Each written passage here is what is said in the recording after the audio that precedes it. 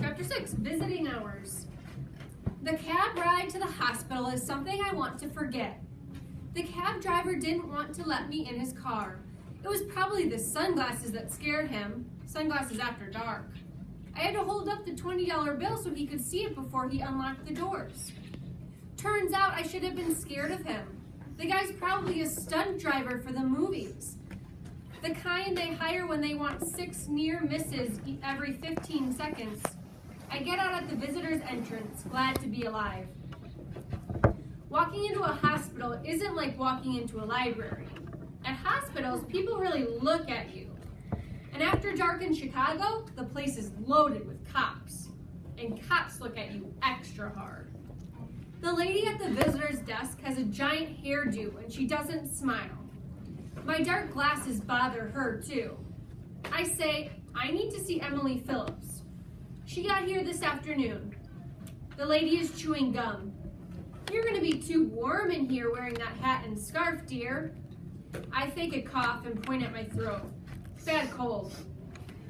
She punches a key and then runs a long nailed finger down her computer screen. Are you a relative? Because Emily Phillips is still listed as a recent admit. If you're not a relative, you'll have to come back tomorrow. 5 to 8:30 p.m. And either way, you'll need permission from Dr. Fleming before you can see her. Oh, I'm not a relative. I'll have to come back. And I turn around and walk out the door. Because I can't talk to the doctor, not now. I'm supposed to be at home asking Aunt Ethel to come babysit. Besides, if I did talk to the doctor, I'd have to stay covered up with my scarf and glasses. And sunglasses. Too strange. Part of me wants to give it up and go home. When that doctor called, she said they were fine. But doctors always say that. People die in hospitals, even after the doctor tells you they're fine. This thought gives me a chill that settles in the pit of my stomach. Then, standing there outside the visitor's entrance, I see the sign pointing to the emergency room, and it hits me. That's where the ambulance brought Mom and Dad. I start walking, then pick up the pace until I'm almost running, because the ER must keep admittance records, right? I don't need some doctor's permission to see my folks. I just need some information. The emergency room is at the far end of the building. 2 fire department ambulances have their lights flashing, and 2 teams of nurses and doctors are scrambling to get some rolling stretchers through the big center doors. When I walk in through a side entrance, no one even glances at me. The smell, that hospital smell. It's much stronger here than it was in the reception lobby. It makes me want to turn around and get back in a cab, but I don't. What I need is a room number, but no one's going to give it to some kid wearing a hat and gloves and sunglasses. So I head down the hall and around a corner. It's quieter here. The rooms on either side of the hall have 2 beds each. White curtains hang from ceiling troughs.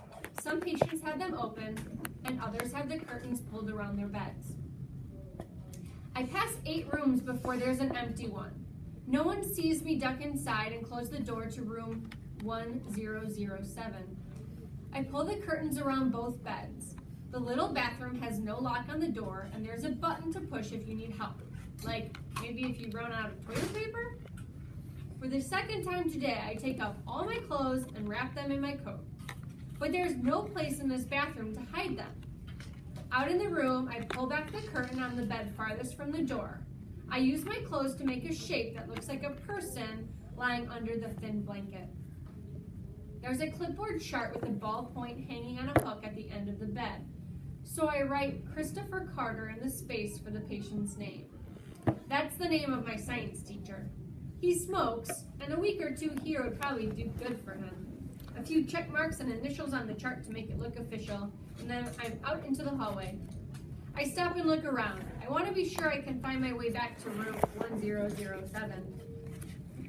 The hospital is warmer than the library was, but the tiled floor feels cold anyway. Then when I go back through the doorway into the emergency area, there's a blast of Arctic air because the big doors are open again. This is a bad place to be a spook. Too many people. And they're moving around too fast.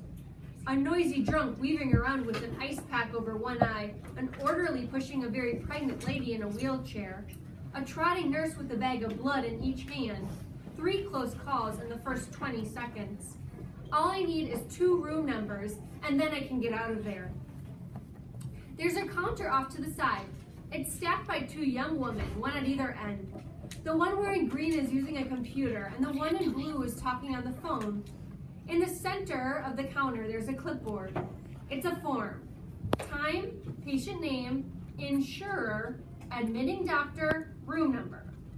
I have to read upside down because clipboards are not supposed to twirl by themselves. The handwriting is rotten, but I see what I need. It's near the top of the sheet. 4:57 p.m.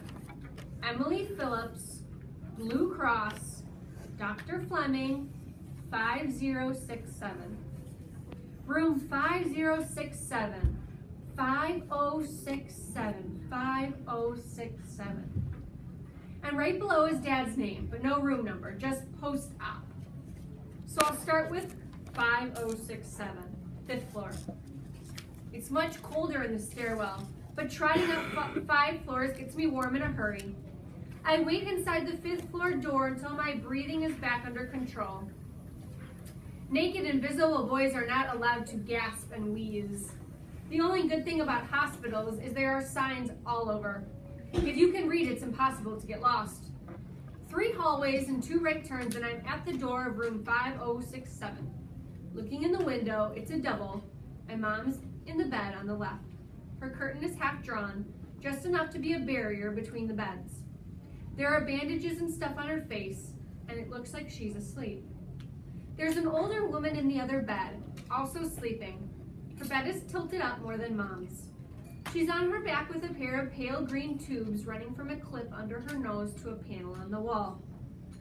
Slipping inside, I get to the far side of Mom's bed. If the tube lady wakes up, she'll be able to imagine the voice she hears behind the curtain. Nothing scary about that. Up close, Mom looks bad. There are dark bruises under both eyes, real shiners. An X made from 2 strips of clear tape is holding a white pad and some kind of brace on the bridge of her nose. 2 butterfly bandages almost cover a small cut on her right cheek. And at the hairline above her left eyebrow, there's a purple lump the size of a golf ball. I look at her on the paper pillowcase, and among the brown, I see some gray ones. I never noticed that before. Her hands lie open on the pale blue blanket, palms up, fingers slightly curled. She has bruises on both arms. I feel as if I've been punched in the stomach. Can you guys picture that in your head? What she looks like? Isn't that good descriptive writing, all that? You can see that movie playing.